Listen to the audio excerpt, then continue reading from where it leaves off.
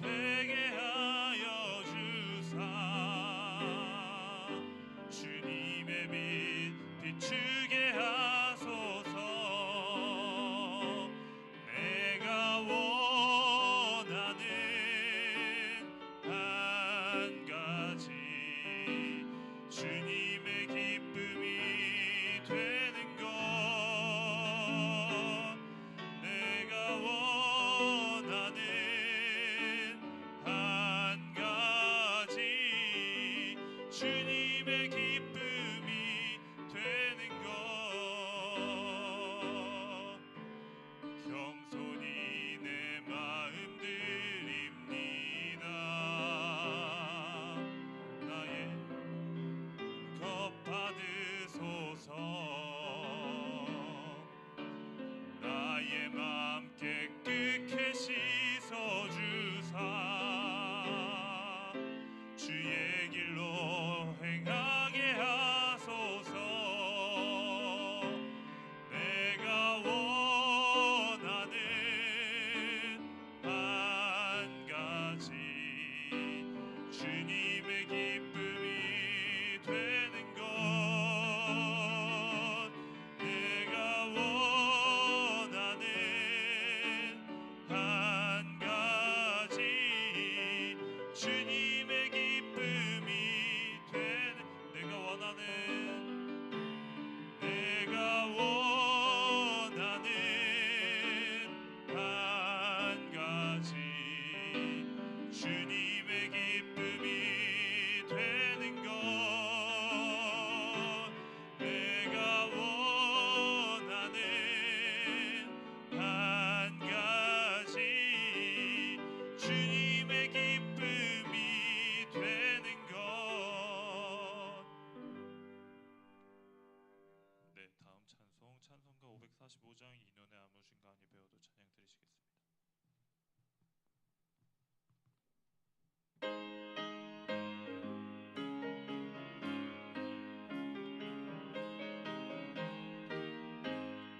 이 눈에 아무 증거 아니 배워도 믿음만을 가지고서 늘 걸으며 이 귀에 아무 소리 아니 들려도 하나님의 약속 위에 서리라.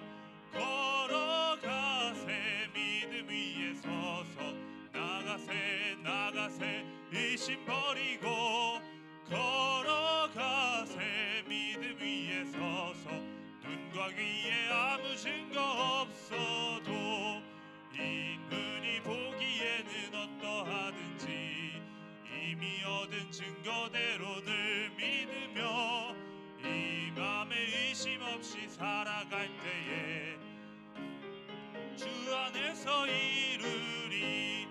걸어가세 믿음 위에 서서 나가세 나가세 의심 버리고 걸어가세 믿음 위에 서서 눈과 귀에 아무 증거 없어도 주님의 거룩함을 두고 맹세한 주 하나님 아버지는 참 이쁘다.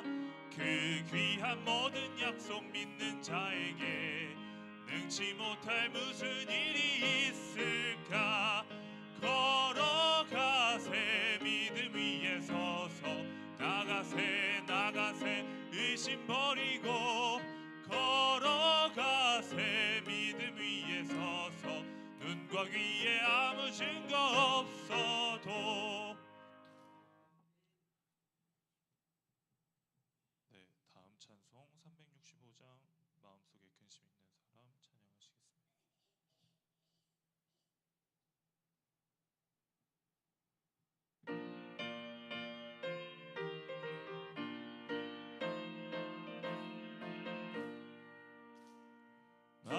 마음속에 근심 있는 사람 주 예수 앞에 달래어라. 슬픈 마음 있을 때에라도 주 예수께 아뢰라. 주 예수 앞에 달래어라. 주 우리의 친구니 무엇이나 근심하지 말고 주 예수께 아뢰라. 눈물 나며 깊은 한숨 쉴 때 주 예수 앞에 달래어라. 은밀한 죄 내게 있더라도 주 예수께 아뢰라. 주 예수 앞에 달래어라. 주 우리의 친구니 무엇이나 근심하지 말고 주 예수께 아뢰라. 괴로움과 두려움 있을 주 예수 앞에 달래어라. 내일 일을 염려하지 말고 주 예수께 아뢰라. 주 예수 앞에 달래어라. 주 우리의 친구니 무엇이나 근심하지 말고 주 예수께 아뢰라. 죽음 앞에 겁을 내는 자여 주 예수 앞에 달래어라. 하늘 나라 바라보는 자여 주 예수께 아뢰라. 주 예수 앞에 달래어라. 주 우리의 친구니 무엇이나 근심하지 말고 주 예수께 아뢰라. 1절만 다시 하겠습니다. 마음속에 근심 있는 사람 주 예수 앞에 달래어라. 슬픈 마음 있을 때에라도 주 예수께 아뢰라. 주 예수 앞에 달래어라. 주 우리의 친구니 무엇이나 근심하지 말고 주 예수께 아뢰라.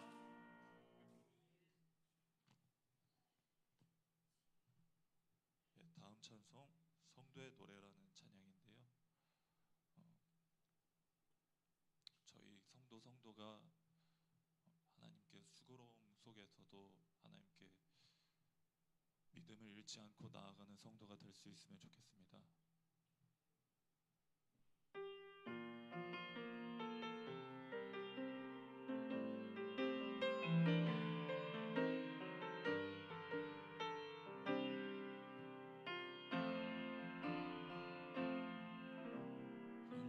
가난과 고난 수고로움 속에도 성도는 그 믿음을 지켰네. 주를 섬기는 일에 자신을 다 드리며 진리의 말씀과 성령으로 그 길을 걸었네. 처음부터 다시 하겠습니다. 환난 가난과 고난 수고로움 속에도 성도는 그 믿음을 지켰네. 주를 섬기는 일에 자신을 다 드리며 진리의 말씀과 성령으로 그 길을 걸었네. 그리스도 안에서 새롭게 하시고 그리스도로 인하여 자유케 되었네. 우리는 무명하나 유명한 자요 죽음의 위기 속에도 참 생명 가졌고 숨쉬 하나 기뻐하며 가난 하나 다른 일을 부욕해 하는 자로다. 처음부터 하시겠습니다. 환난 가난과 고난 수고로움 속에도 성도는 그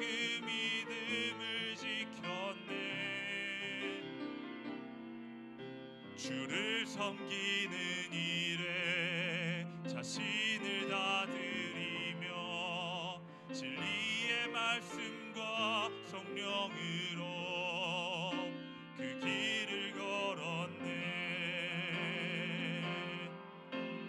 그리스도 안에서 새롭게 하시고 그리스도로 인하여 자유케 되었네.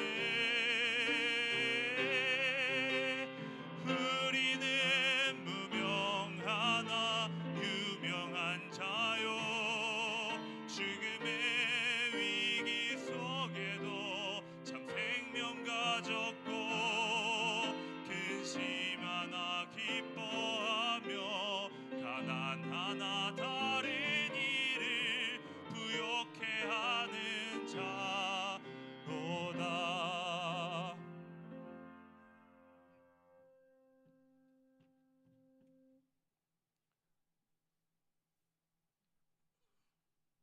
네, 다음 찬송 나는 예배자입니다. 찬양 드리시겠습니다.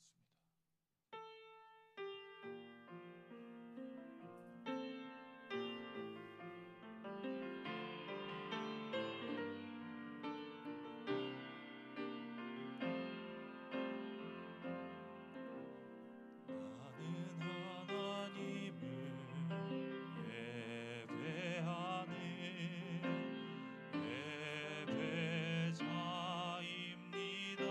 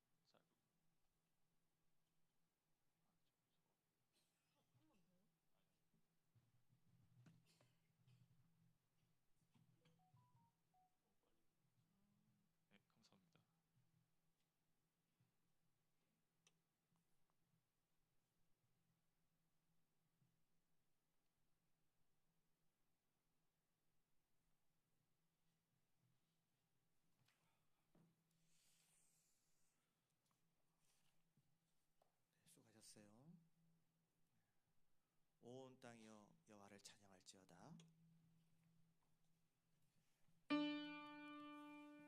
찬양하라 내 영혼아, 찬양하라 내 영혼아, 내 속에 있는 것들아 다 찬양하라. 감사하라 내 영혼아, 감사하라 내 영혼아, 내 속에 있는 것들아 다 감사하라. 기뻐하라 내 영혼아, 기뻐하라 내 영혼아, 속에 있는 것들아 다 기뻐하라.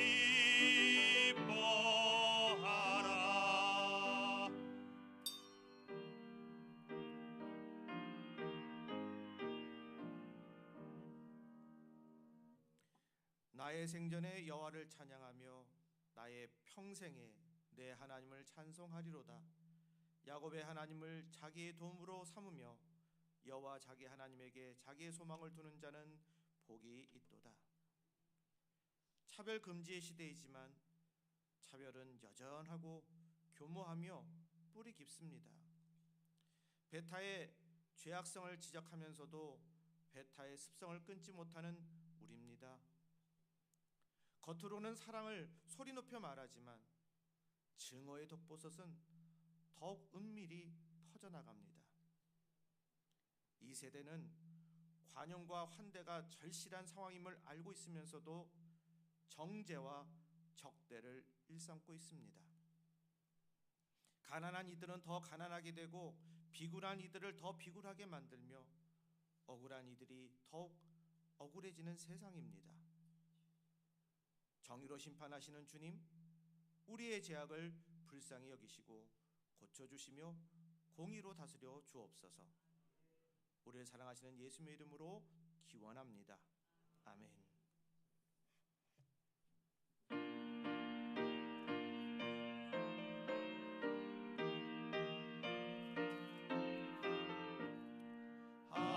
하나님의 크신 사랑 하늘에서 내리사 우리 맘에 항상 계셔 온전하게 하소서.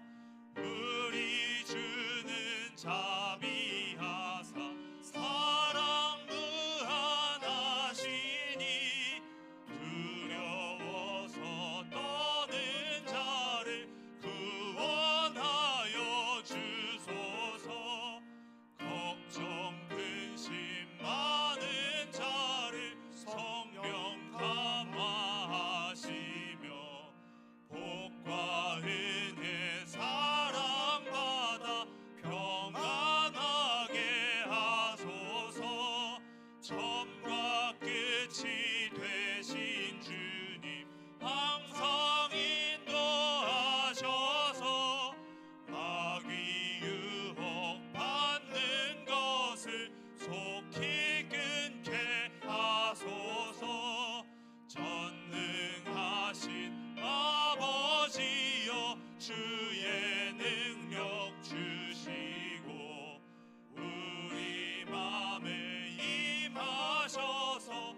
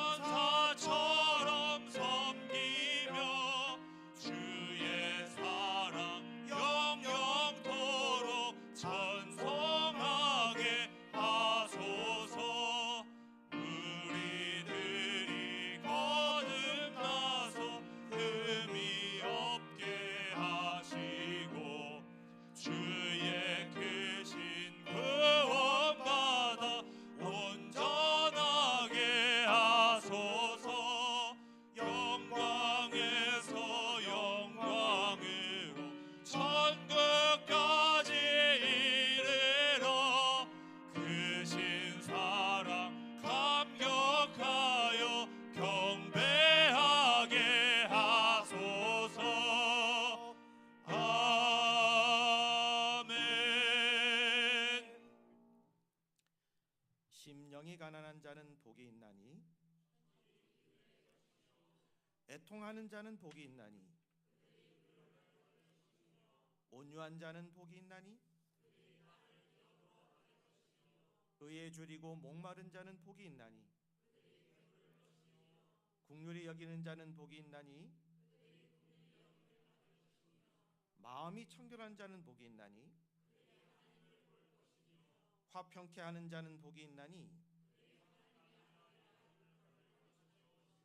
의를 위하여 박해를 받는 자는 복이 있나니 나로 말미암아 너희를 욕하고 박해하고 거짓으로 너희를 거슬러 모든 악한 말을 할 때에는 너희에게 복이 있나니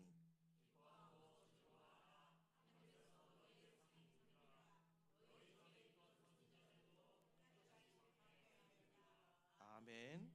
나는 전능하신 아버지 하나님 천지의 창조주를 믿습니다. 나는 그의 유일하신 아들 우리 주 예수 그리스도를 믿습니다. 그는 성령으로 잉태되어 동정녀 마리아에게서 나시고 본디오 빌라도에게 고난을 받아 십자가에 못 박혀 죽으시고 장사된 지 사흘 만에 죽은 자 가운데서 다시 살아나셨으며 하늘에 오르시어 전능하신 아버지 하나님 우편에 앉아 계시다가 거기로부터 살아있는 자와 죽은 자를 심판하러 오십니다.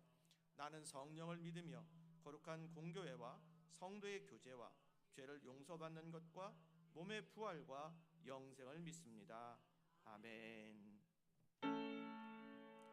성부 성자와 성령 찬송과 영광 돌려보내세 대초로 지금까지 또 영원무궁토록 성삼위께 영광 영광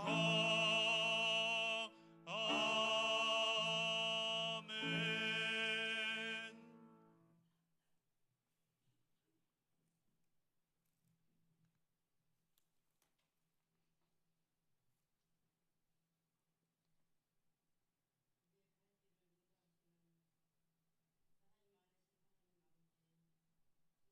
없는 은혜 진심으로 감사드립니다.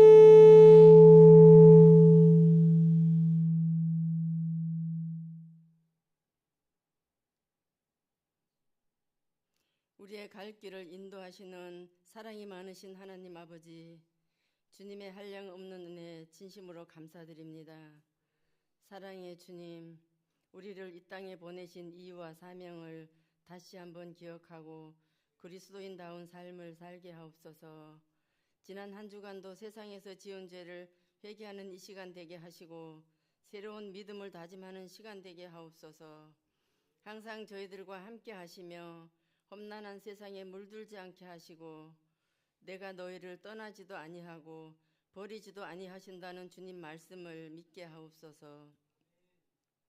하나님 아버지, 이 나라 백성 불쌍히 여겨주시고 각종 범죄와 거짓으로 사람들을 혼란스럽게 하고 불안한 가운데 살고 있습니다. 하나님의 정의가 이 땅에 살아있게 하시고 대통령님과 위정자들께 바른 판단할 수 있도록 지혜를 주시옵소서. 사도 바울 선지자께서도 분열이 없게 하라고 당부하셨는데 우리나라도 분열이 없게 하여 주옵소서. 하나님 아버지, 목사님 건강 지켜주시고 이 시간 책임적인 성도가 됩시다라는 제목으로 하나님 말씀 전하실 때 주님의 음성을 듣게 하시고 듣고 깨닫고 실천하는 믿음 주옵소서. 목사님께서 계획하시고 염려하시는 모든 일들도 하나님께서 가장 좋은 방법으로 해결하여 주실 줄 믿습니다. 예수사랑교회에 부흥하게 하시고 청년부가 아동부가 전도되고 성가대가 부활하게 도와주시옵소서. 하나님 아버지, 육신의 아픔과 마음으로 인해 고통 중에 계시는 원로 장로님, 권사님들의 건강도 속히 회복하게 하시고 하늘나라의 소망을 잃지 않게 도와주시옵소서. 부목사님 건강과 가정도 축복하여 주시고 담임 목사님과 협력하여 예수사랑교회를 잘 이끌어 가시도록 도와주시옵소서. 예배를 준비하시는 사모님의 손길과 이모저모로 수고하시는 권사님들의 손길 외에도 큰 크신 복으로 채워주실 줄 믿습니다. 무더웠던 여름도 지나고 가을이 오고 있습니다. 계획했던 기도 제목도 응답받게 하시고 맡은 사명 잘 감당하게 하옵소서. 땅끝까지 이르러 내 증인이 되라고 하신 하나님 말씀, 사명받고 해외로 가신 선교사님들의 수고도 기억하여 주시고 건강과 가정 위에도 주님의 크신 복으로 채워주시옵소서. 온전한 예배가 우리 가운데 있기를 소망하며 거룩하신 예수님 이름으로 기도드렸습니다. 아멘.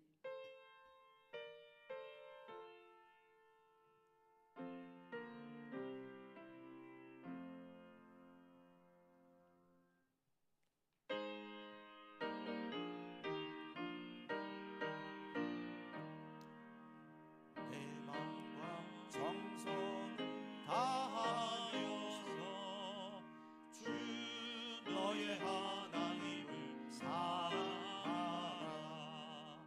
내 몸을 아끼고 사랑하는 형제와 이웃을 사랑하라.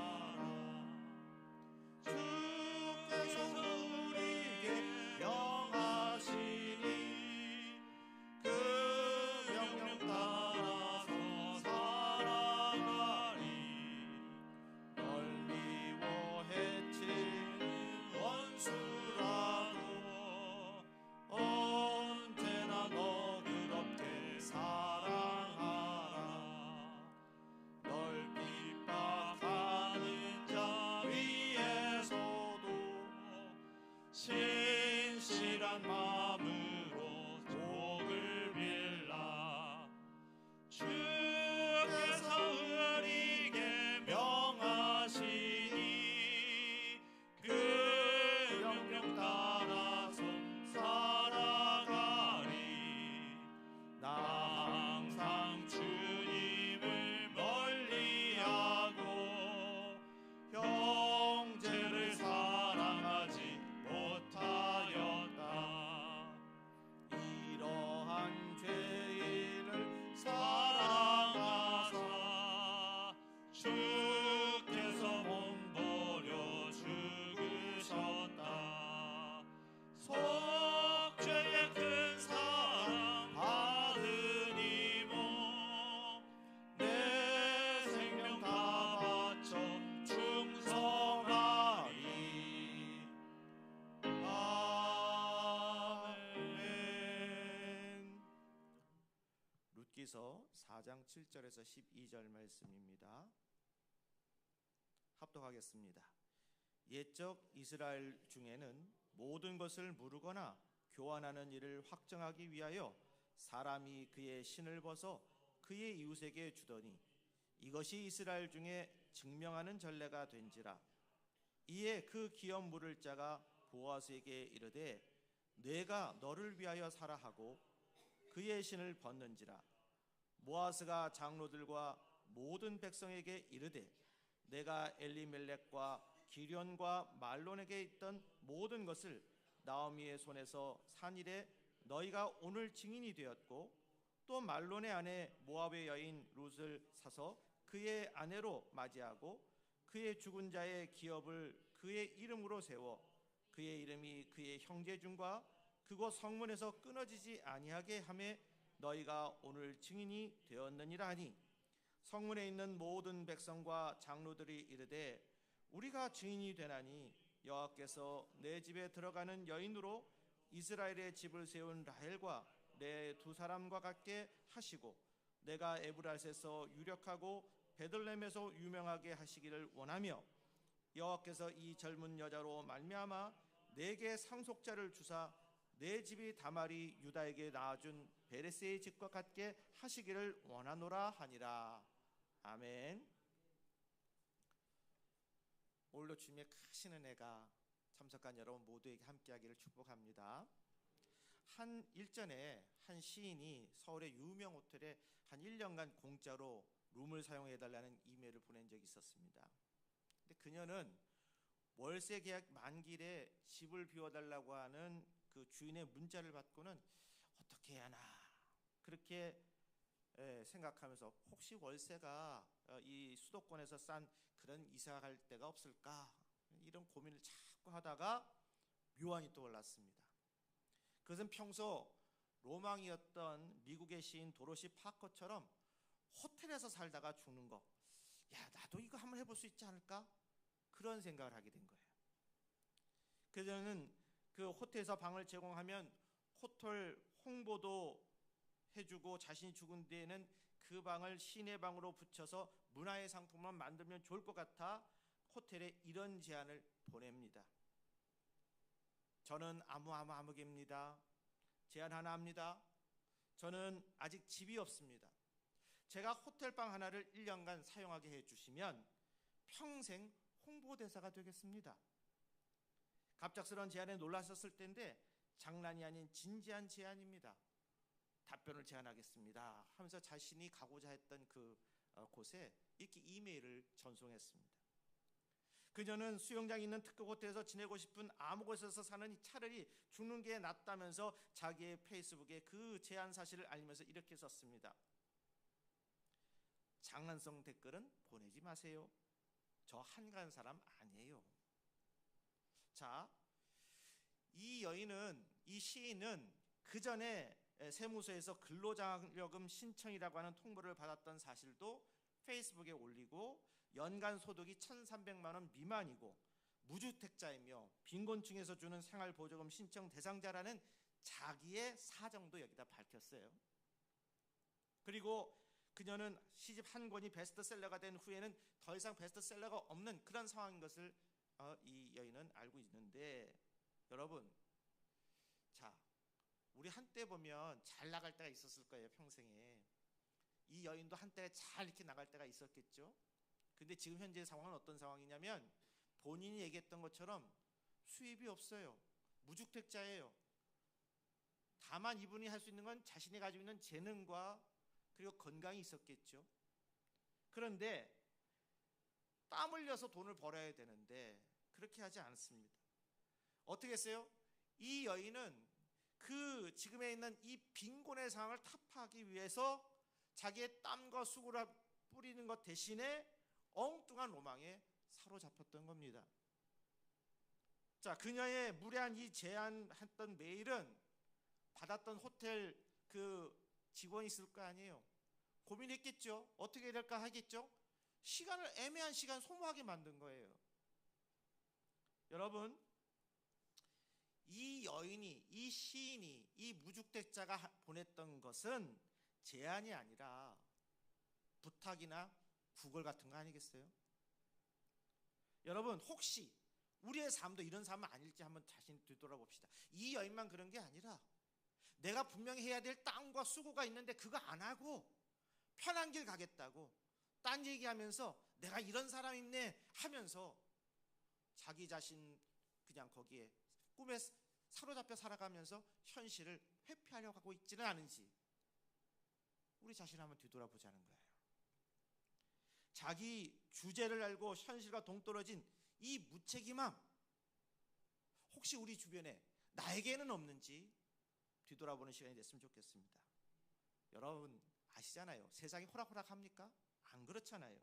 좋은 식사와 안락한 잠자리를 공짜로 얻기보다는 땀 흘려 수고하면 됩니다.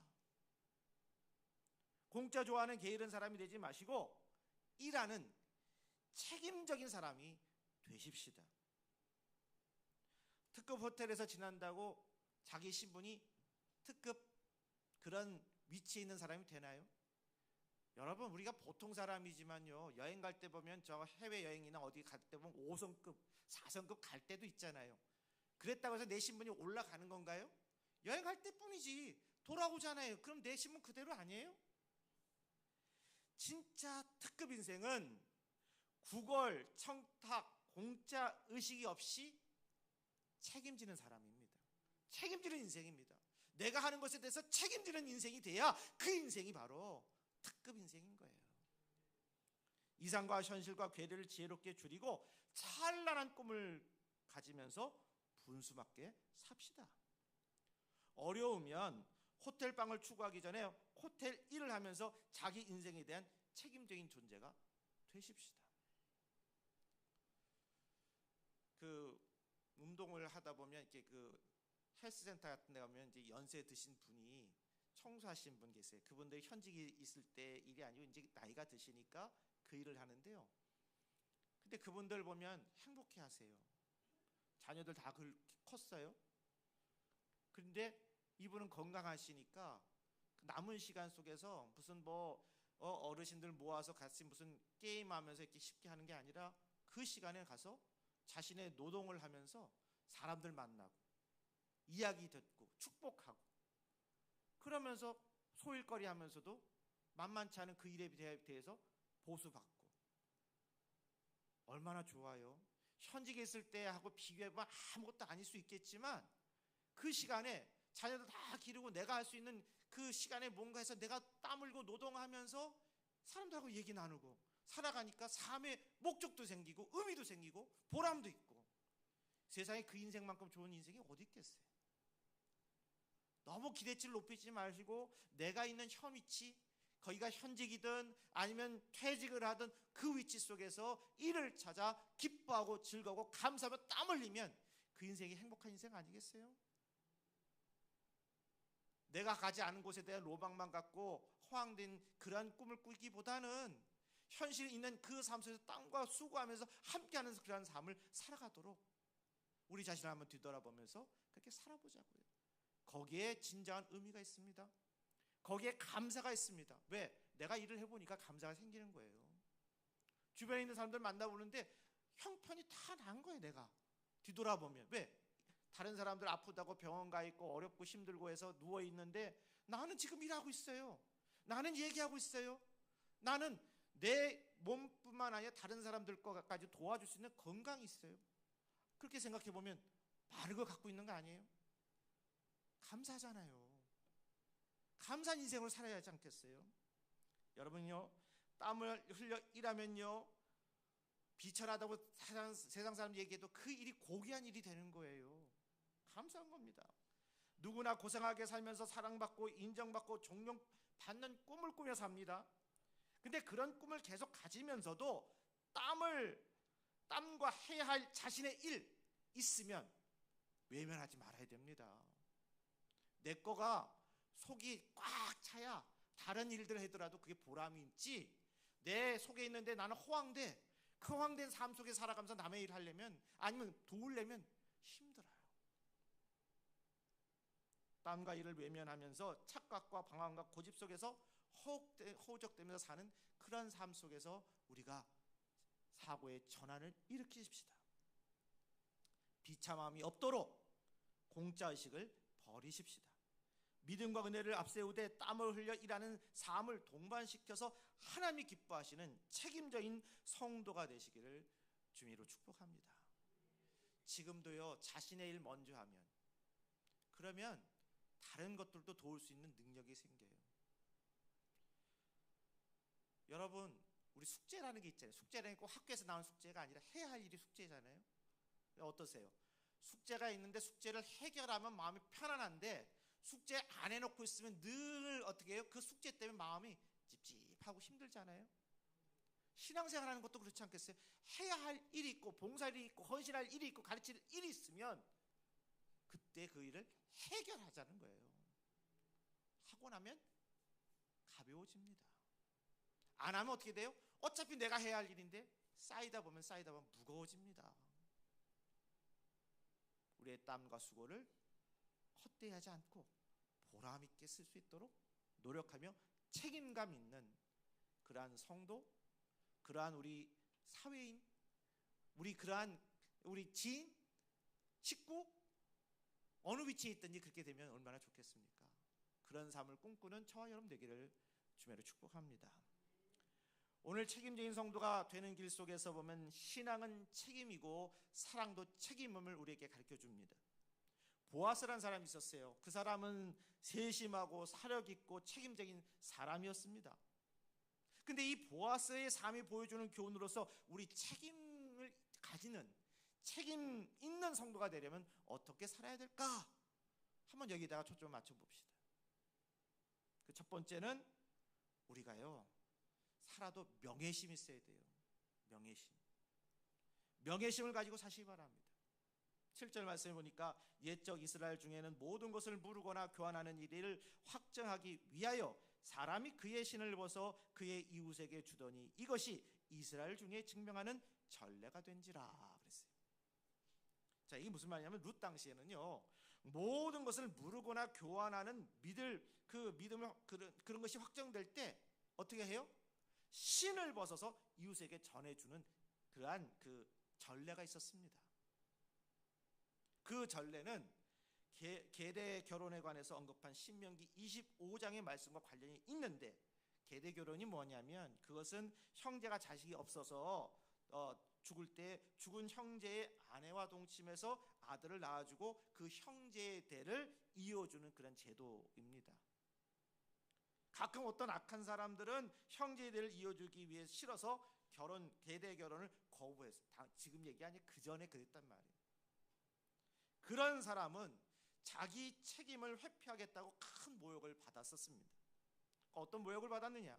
신명기 25장 9절에서 10절에 보면 죽은 형제의 아내가 장로들 앞에서 기업 물을 책임을 회피하는 형제에게 나아가서 그의 발에서 신발을 벗기고 그의 얼굴에 침을 뱉으면서 그러면서 모욕을 주고 그의 이름을 벗김 받은 자의 집이다, 이러한 이름으로 부르게 했다는 거예요. 그래서 룻의 친족 경우에도 기업 물을 자가 지금 형제 아닌 친족이 있었기 때문에 그렇게까지 모욕하지는 않았지만 그 친족이 스스로 신을 벗어서 자기의 기업 물을 권리를 포기하는 의사표시를 했다는 거죠.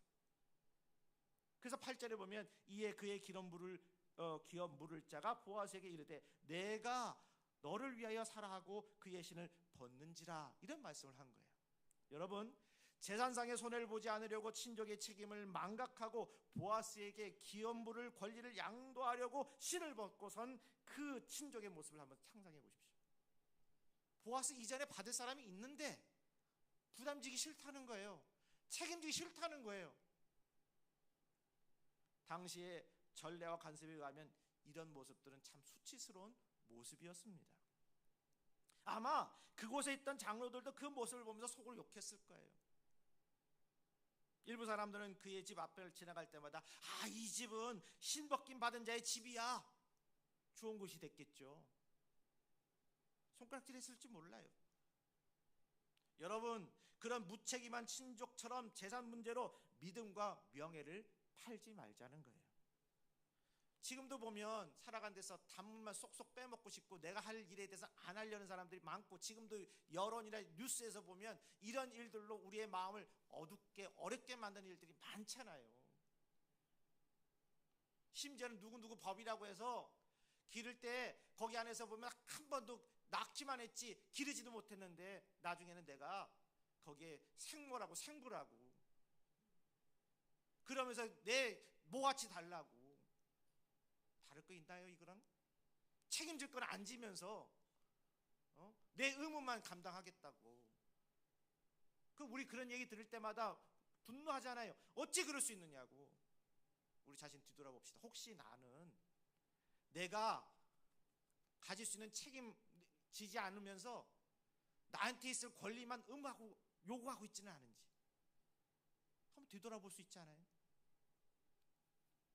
여러분, 가족을 위한 책임을 다함으로써 우리 명예를 지킵시다.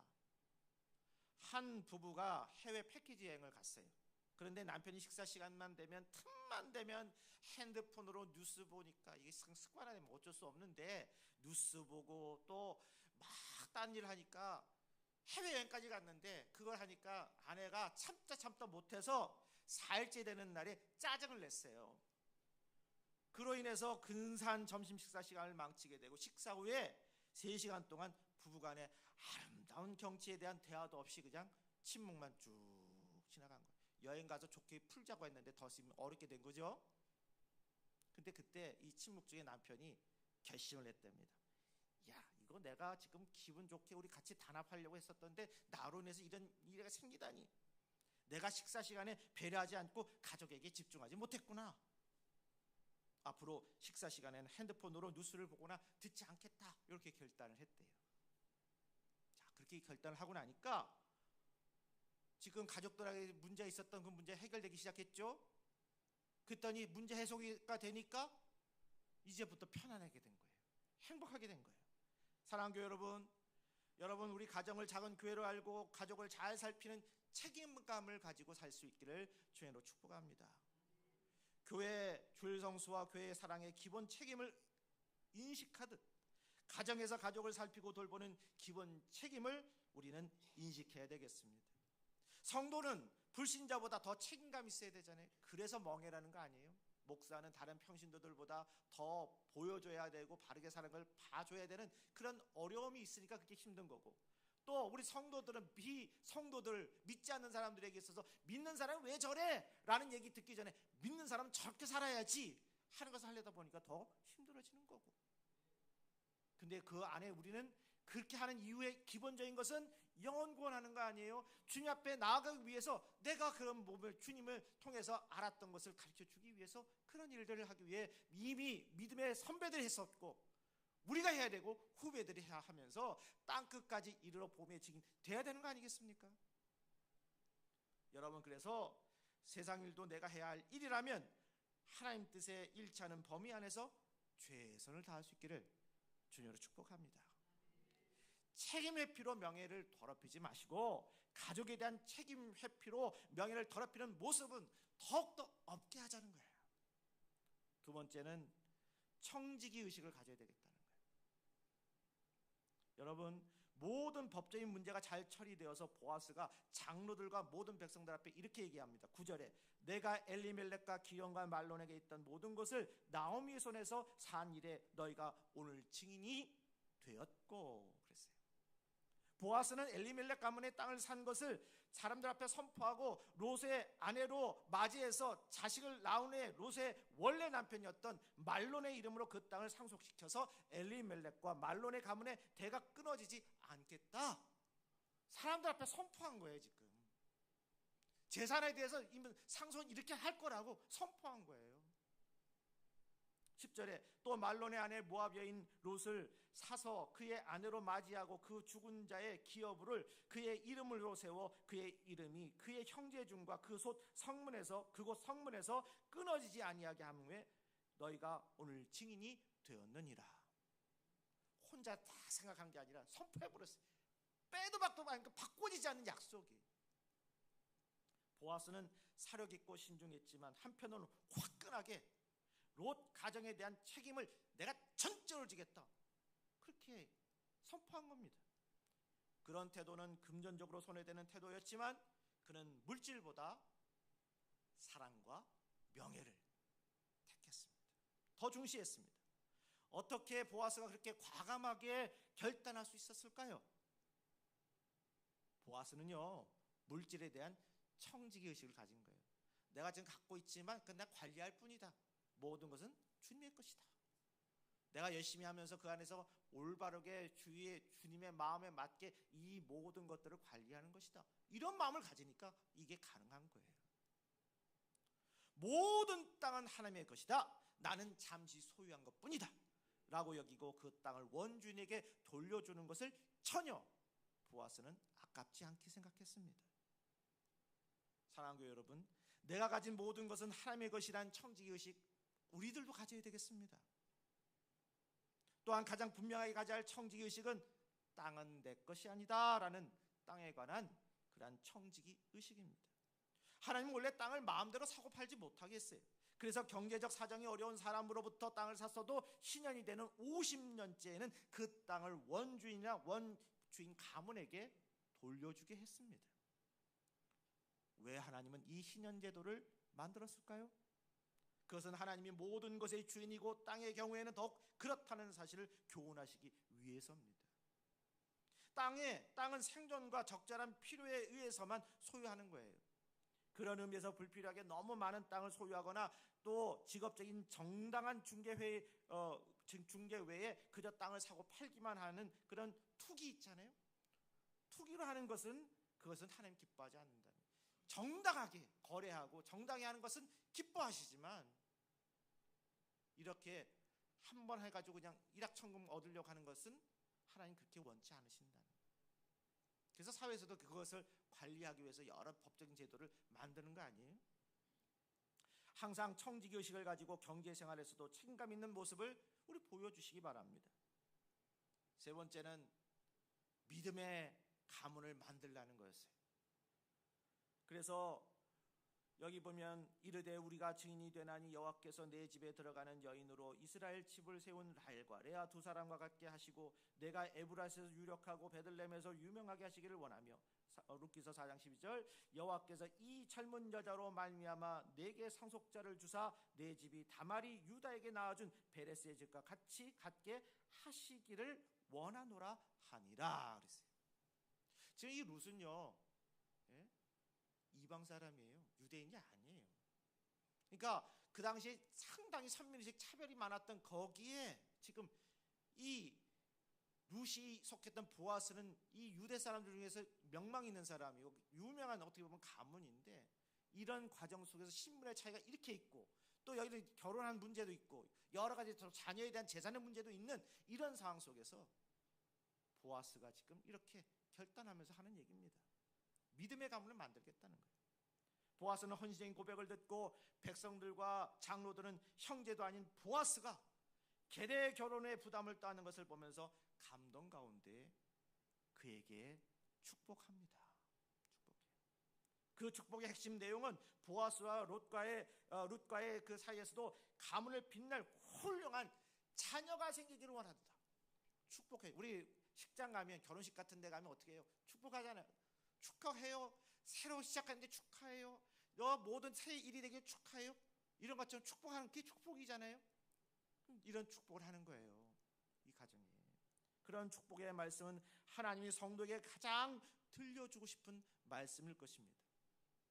성도의 핵심 책무는 가정을 믿음의 가정으로 만들고 자녀를 믿음과 사랑으로 잘 교육하는 것입니다. 무엇보다 자녀에게 더 많은 것을 나누는 것이 복이라고 가르치고 그런 삶의 모범을 보이시기를 주님으로 축복합니다. 유산 문제로 형제 간의 갈등이 생기면 이렇게 한번 생각해 봅시다. 나는 부모님으로부터 이미 많은 것을 받았는데 부당하게 더 가지려고 안달하지 않겠다. 요 마음만 일단 있으면요, 그 다음부터는 마음의 중심이 딱 잡히니까 이제는 이성적이 되잖아요. 그러면 현재의 삶은 더 초라해지고 성공이 더 힘들어질 수도 있겠지만, 그러나 그런 가운데 속에서 그런 마음을 하면서 양보하는 삶을 살아가면서 형님 먼저 아우 먼저. 예전에 라면 우리 선전할 때 그런 얘기 있잖아요. 형님 먼저 아우 먼저. 형님 먼저 아우 먼저. 그러면 그거에 원중했던 그 부모 입장에서는 얼마나 그게 행복하겠어요. 서로 나누려고 네 거 내 거 싸우려는 게 아니라 서로 형님 먼저 아우 먼저 하면서 나누면서 일하는 그 모습이 얼마나 좋았겠냐고요. 그 문제가 남의 문제가 아닌 바로 나의 문제, 우리 가정의 문제가 돼야 되겠습니다. 여러분, 진짜 유산은 대개 보이지 않는 곳에서 나타나고 계승하는 거 아니겠습니까? 그러므로 하나님의 뜻과 말씀의 대의를 쫓아 살다가 당대에 하나님이 주시는 복이 없다면 분명히 내가 지금 그 받을 복이 내 후대에게 갈 것이다. 후대를 통해서 축복의 열매가 있을 것이다. 믿으시기 바랍니다. 당장 내 앞에서 기도 안 돼서 기도를 했는데 안 일어난다고 내가 실망하고 그냥 거기서 기도 끝난다면 그건 끝나는 거잖아요. 복 받을 수가 없잖아요. 그런데 거기 안에서 계속해서 주실 줄로 믿고 하나님 약속하셨으니까 하나님은 신실하신 분이고 하나님 변함이 없으시고 성경을 보아서 사회 여러 역사를 봐도 그런 일이 일어나는 것이 오늘 내게도 일어나기를 소원합니다. 고백하면 역사 일어나는 거예요. 그래서 양보하면 지금은 초라해져도 최종적으로는 초라해지지 않고 후대에도 하늘의 별이나 바다의 모래처럼 번성의 역사가 일어나게 될 줄로 믿습니다. 나의 복된 삶을 후대로 계승시키시 바랍니다. 특히 자녀가 행복하게 잘 살기를 원하신다면 믿음과 사랑과 헌신을 잘 가르쳐야 합니다.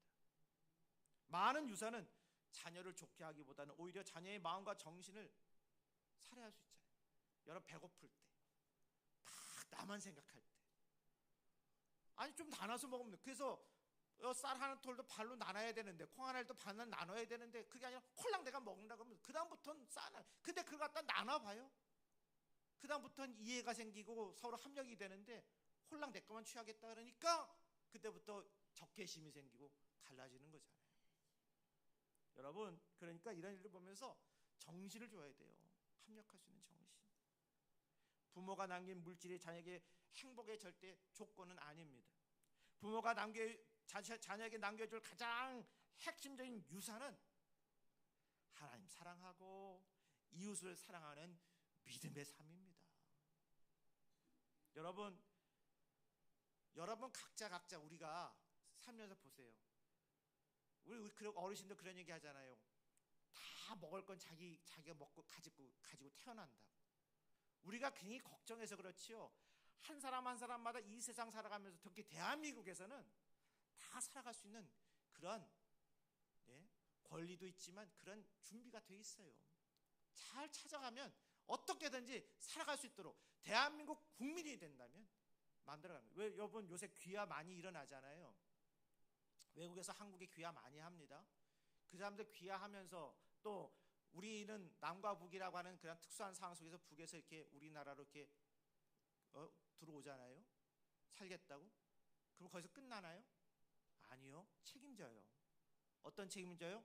우선 대한민국 국민으로 살아갈 수 있도록 외국 사람들에게선 언어가 되는지, 법은 어떤 건지, 그리고 그거에서 가르쳐 주면서 그래서 그런 권리를 주고 또 직업 대한민국 국민이 되면 어떤 문제가 생겨요?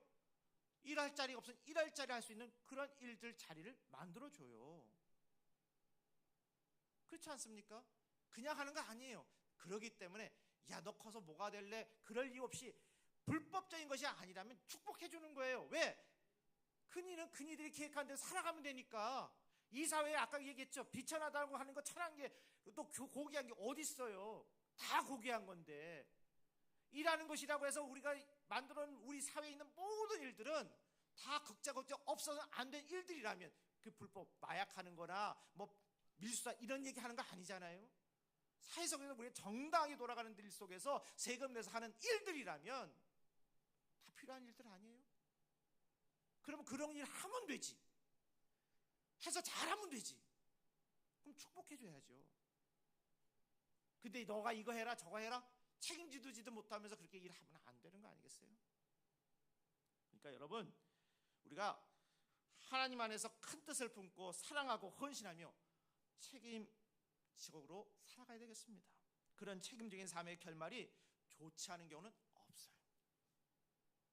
때문에 하나님은 책임적인 성도의 앞날을 반드시 책임져 주실 줄로 믿으시길 바랍니다. 그럼 우리가 어떻게 될까요? 우리 책임 있는 성도가 됩시다 그랬는데 책임적인 존재가 돼야 합니다. 한 신학생이 밤새 철학을 기도를 하다가 다음날 시험인데 시험 공부를 안 했어요. 못했어요. 그랬더니 그 뭔가 쓰긴 써야 되는데 쓸 내용이 없잖아요. 공부한 게 없으니까. 그러니까 이렇게 썼어요. 하나님, 시험으로 인해 시험 들지 않게 하옵소서. 그렇게 기도하고 시험들을 봤는데 쓴 게 하나도 없으니까 그러면서 이렇게 썼어요. 또 이어서, 교수님, 저는 이 문제의 해답을 모르지만 성령님은 하실 것입니다. 어제 성령 충만한 상태에서 철야 기도를 한 채 제 마음을 교수님도 이해하실 줄로 믿습니다. 이게 썼어요. 쓸 게 없으니까. 근데 이 교수님이 신학생을 가르치는 선생님이잖아요. 이런 상황에서 왜 모르겠어요? 그러니까 이 선생님은 성령님의 이름을 내세워서 은근히 게으른 영성으로 포장하는 것을 보고 이 학생 너무 괘씸하다 하는 마음으로 빵점 줬어요. 그 과목 빵점 됐다고 해서 뭐 졸업 못하는 건 아니죠. 다시 받으면 되지만 어쨌든 이 학생은 그때 그리고 충격을 받았어요. 그래서 회개했어요. 나중에 당시에 열심히 해서 이제 부흥사도 됐는데 그때 얘기를 하는 거예요. 하면서 그 당시에 있었던 얘기를 하면서 여러분 그저 아멘만 하고 내일 안 하면 안 됩니다. 할 거 하면서 하나님 앞에 기도하고 그 일을 위해서 역사해야지. 내가 할 분명한 자세가 있는데 학생은 공부하는 거고 공부하면 준비하는 것인데 준비해 놓지 않고 그렇게 해나 안 됩니다. 난 그 당시에 그래서 그때 한번 딱 벌을 받았는데 그때부터 정신 차려서 이렇게 됐습니다. 선포하고 나니까 그게 다 은혜가 되더라는 거예요. 여러분, 성령 충만하다고 해서 배우 소홀히 하면 안 됩니다. 성령 충만하다고 해서 내가 있는 위치에서 소홀히 하면 안 되는 거예요. 왜? 그 일로 인해서 서비스 받고 주변에 있는 사람들도 있는데 우리 알잖아요.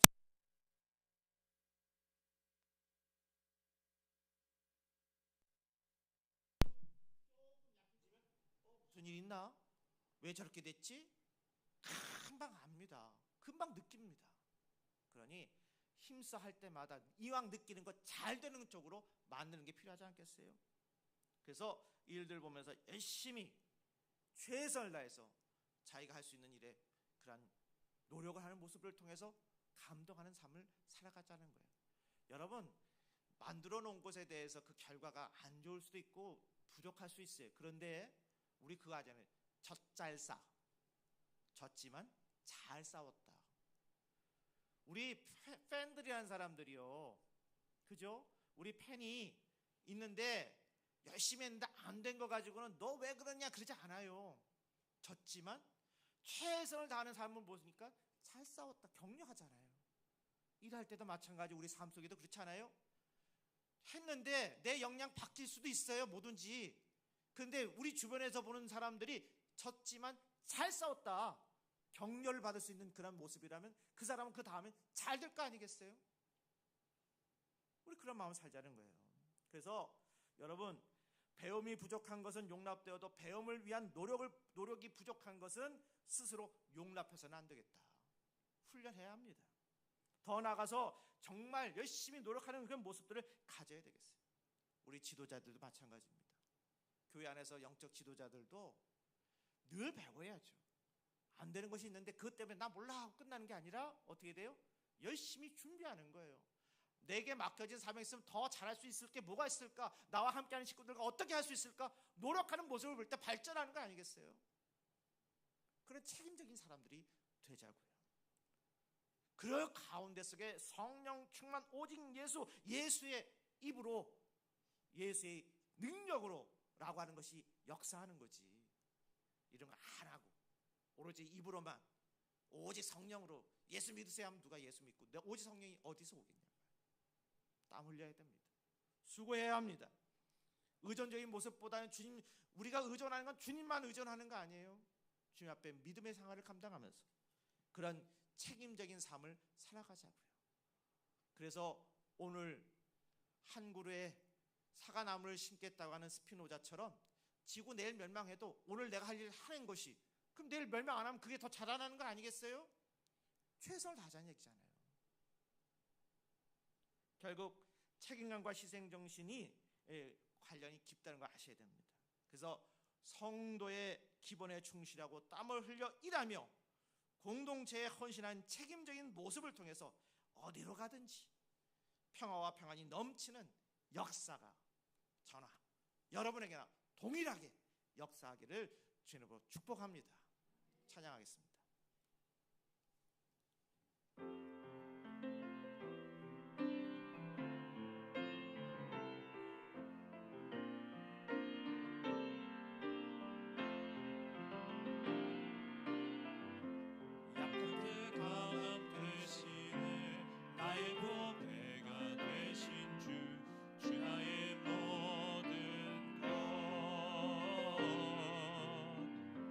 주 안에 있는 보물을 나는 포기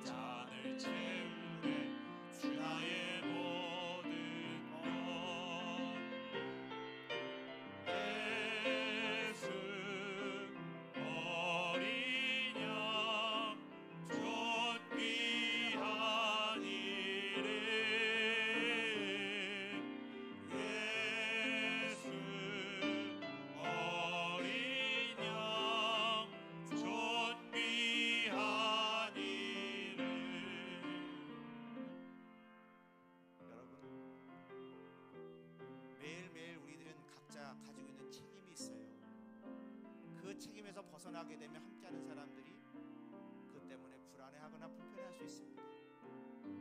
우리 기도하기를 나로 인하여 실족하지 않게 해달라고 기도하시고, 오히려 그로 인해서 더 행복한 사람들이 많아지게 해달라고. 우리 예수님이 그렇게 사셨잖아요. 제자들이 그렇게 사셨잖아요. 선배들이 그렇게 사셨잖아요. 부모로서 자녀에게 또 보여줄 모습들도 그런 거 아니겠습니까? 맡겨지는 사명 감당하면서 참으로 이 사회 속에서 불평 불만보다는 감사가 먼저 나오게 하고, 싸움보다는 화평하게 하고자 하는 마음들이 먼저 생겨지는 그런 사회를 꿈꾸면서 내가 먼저 손 내밀고, 내가 먼저 이해하고, 내가 먼저 용서할 수 있는 그런 삶을 살게 해달라고 이 시간 타종할 때까지 기도하겠습니다. 감사합니다. 하나님, 오늘도 주시는 말씀을 통해서 저희들을 결단하게 하시니 감사합니다. 책임 있는 성도가 되게 하여 주옵소서. 오늘 보아스가 있었던 당시의 제도로 말미암아 보통 책임지지 않아도 될 일이지만, 그러나 거기 안에서 보아스는 명예를 존중했고 책임을 지는 성도로서, 책임 있는 일로서 아버지여 참으로 주의를 감당했기에 아버지는 그에게 더욱더 크나큰 하나님의 주시는 복이 임했었음을 성경을 통해서 배웁니다. 아버지 하나님, 이때도 우리 이 세상에 살아가면서 지금도 이런 일들은 일어나고 있습니다. 나에게 맡겨있는 책임을 다하고 있는지, 최선을 다하고 있는지 뒤돌아보면서 함께하는 식구들과 더불어 아름다운 신앙의 공동체, 믿음의 공동체, 생명의 공동체를 이어나갈 수 있는 저희들 될 수 있도록 역사하여 주시옵소서. 그래서 내 대만 아니라 당대에도 이름 있는 위대한 가문들 세울 수 있게 도와주시고, 복된 삶을 살아갈 수 있는 저희 모두가 될 수 있도록 역사하여 주시옵소서. 우리 사랑하신 예수의 이름으로 축복합니다.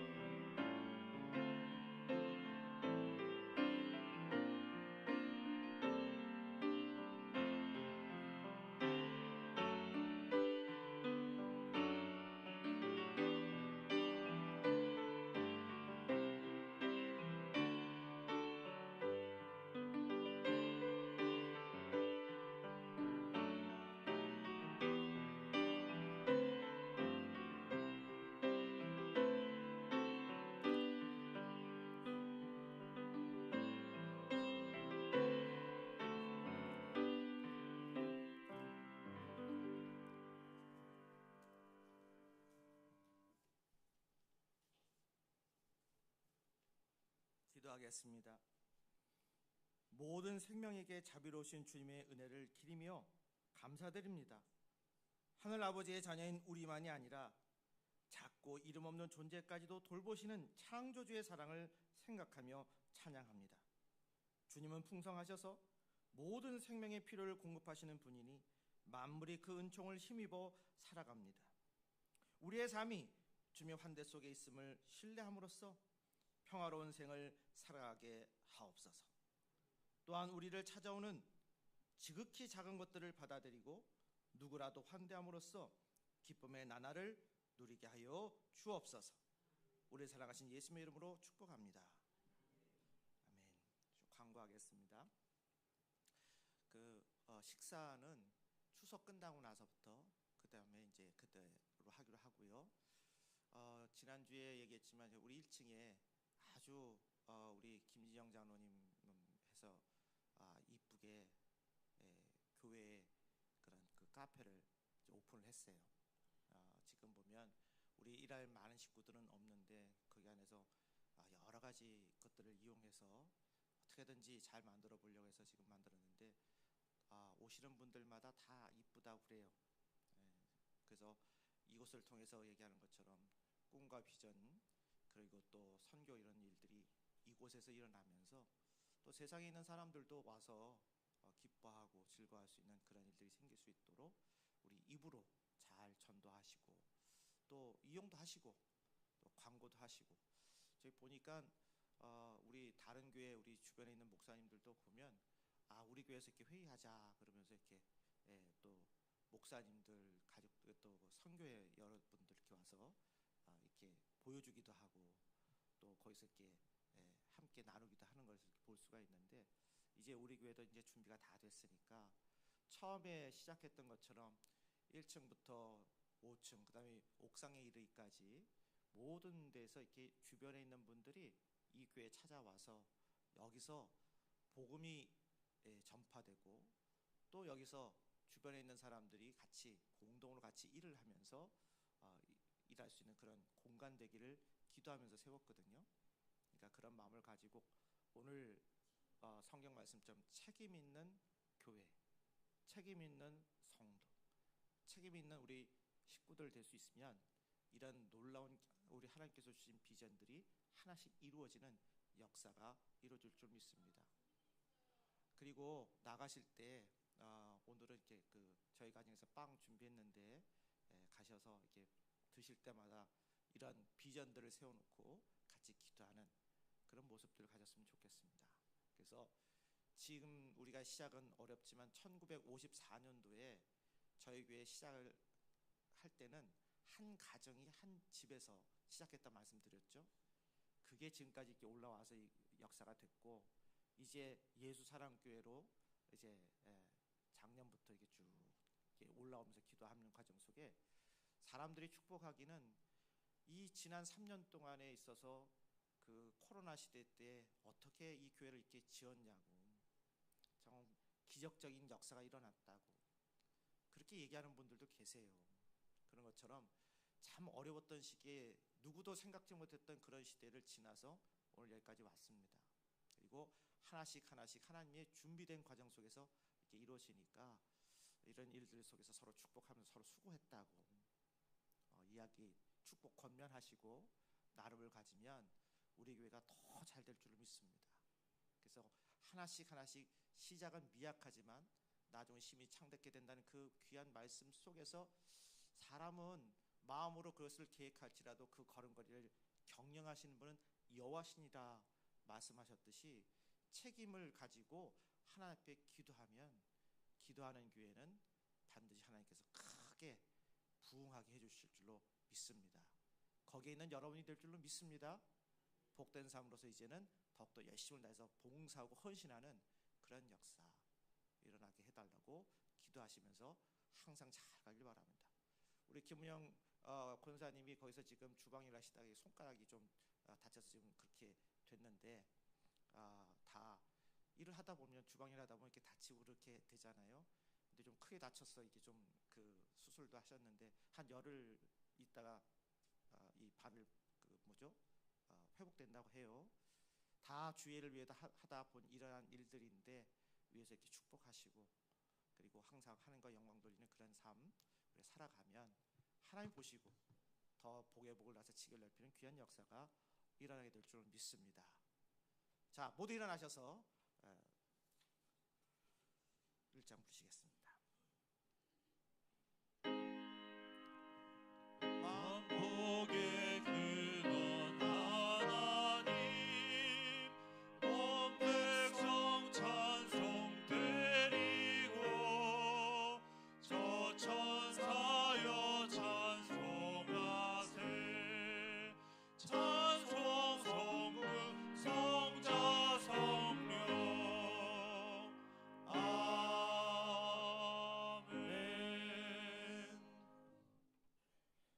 성도들이여, 성령의 능력을 힘입어 예수 그리스도의 제자로서 선교의 사명을 다하기 위하여 여러분이 파견된 현 주소로 나가십시오. 주님의 은사가 성도 여러분과 함께 하시기를.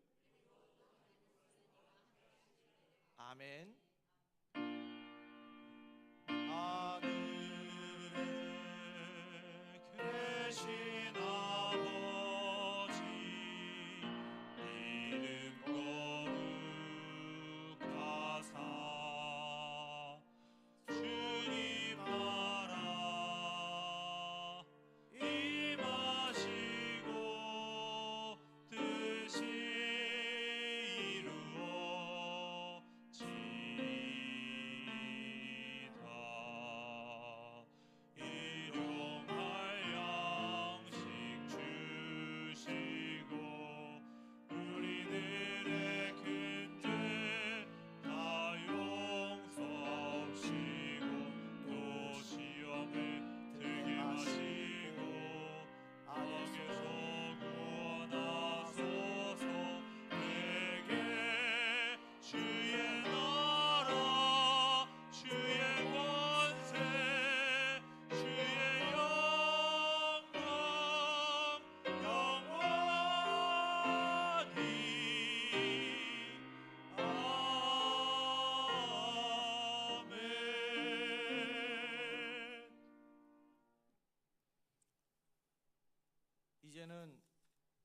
모든 생명의 창조주시여 하늘아버지이신 하나님의 자비와 차별 없는 사랑으로 온 세상을 구원하신 그리스도 예수님의 은혜와 차이와 경계를 넘어뜨려 모두를 하나로 만드시는 성령의 친교가 분열의 세상으로 나아가 복음을 증언할 이들에게 지금부터 영원토록 함께 없이기를 간절히 축원하옵나이다. 아멘.